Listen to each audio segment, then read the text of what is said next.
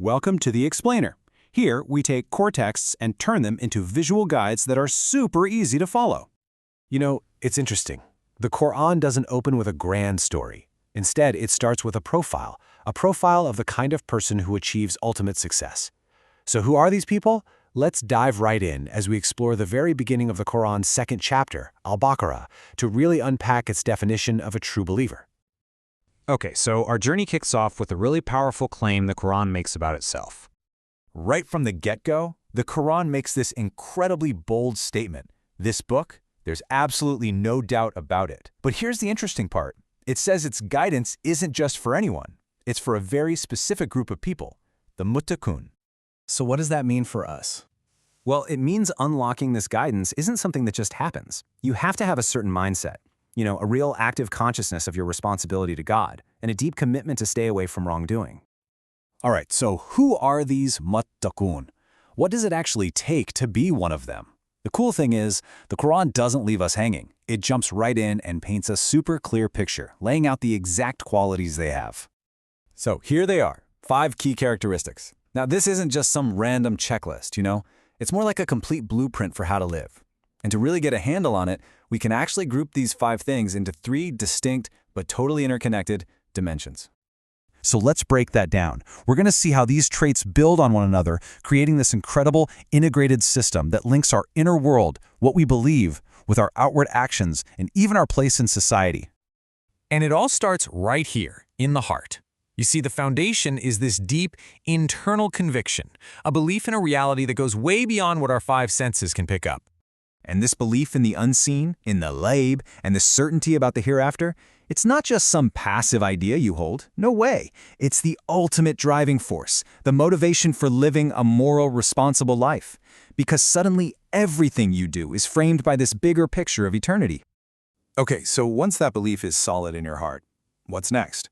Well, it can't just stay there. That internal faith has to be translated into actual physical action. It has to be lived. So how do you do that? How do you act on it?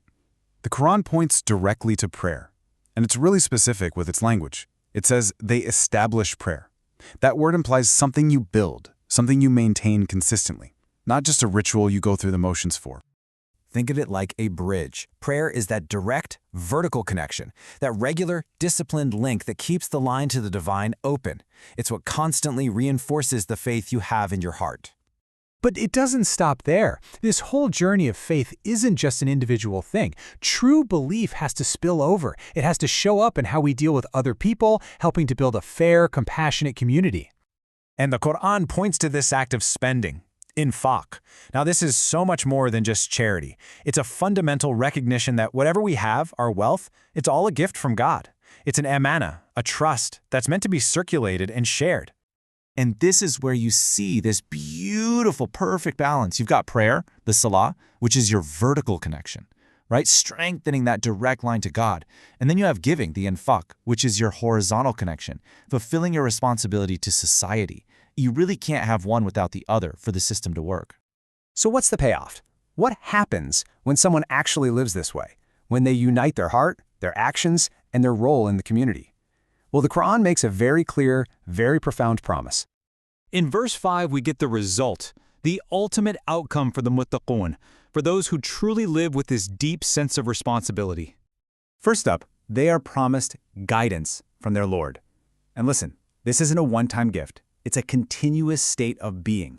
It's like having a divine compass that is always there, constantly guiding you, keeping you on the right path. And that guidance leads to the ultimate destination. The Quran calls them the muflihun, the successful ones. And we're not just talking about worldly success here. This is the real deal, ultimate success, a state of deep peace, fulfillment, and salvation, not just in this life, but in the hereafter too. So what does this all mean for us today? This ancient portrait, it challenges us, doesn't it? It shows us that faith isn't just something you believe in your heart. It's a dynamic, fully integrated system of responsibility that you live by. It's a timeless blueprint for anyone, anywhere who is searching for real, lasting success.